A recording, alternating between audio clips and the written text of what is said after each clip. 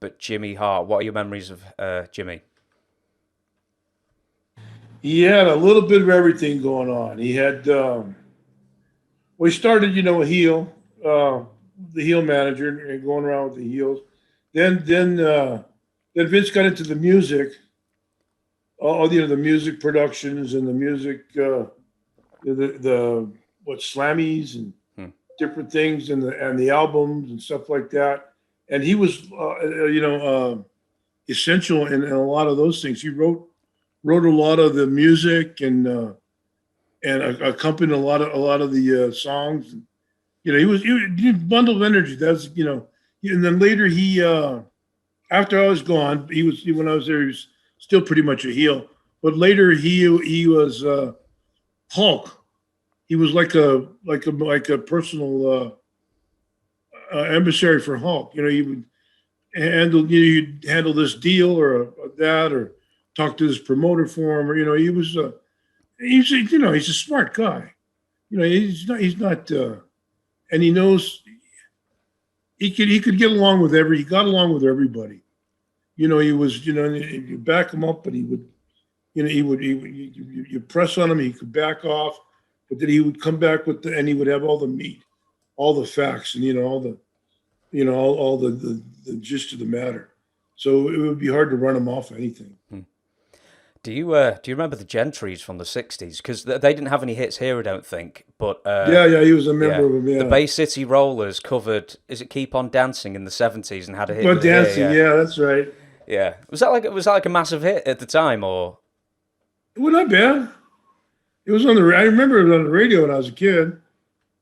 Whether whether it was uh,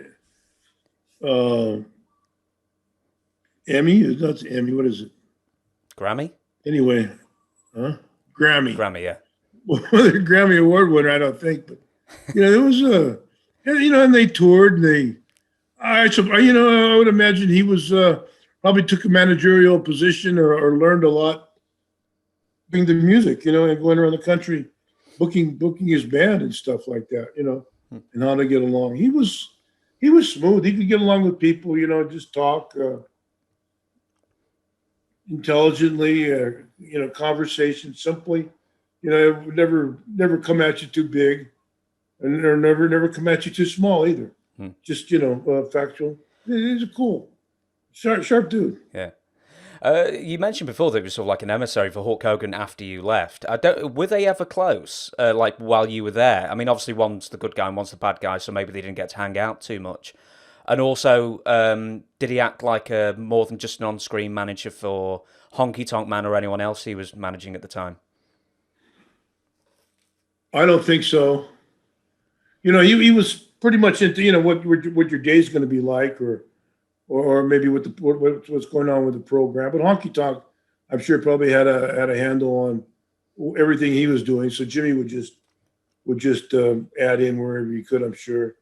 With everybody else, I doubt if he was, if he did a lot of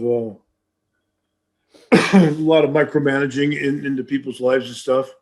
But Hulk must have realized it after a while, doing all his Hollywood gigs and his, as important business and stuff he was into, that a guy like Jimmy, it'd be, more than beneficial to have in your corner, So probably the price was right and put Jimmy to work. Was Jimmy as obsessed with his hair in his younger days as he was maybe in his later years when there wasn't quite as much?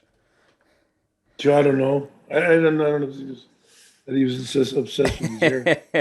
The- It was always neat, always styled, and of course back in everybody was young in those days. Everybody still had hair. It wasn't all white. I've said this before, but everyone is saying like how jealous they are of your hairline. So someone said that is a juvenile hairline if I've ever seen one. It'll be buzzed. It'll be buzzed before next show. Oh, you should have it like braided or something. Just Oh just yeah, celebrate it, man. right under my arm.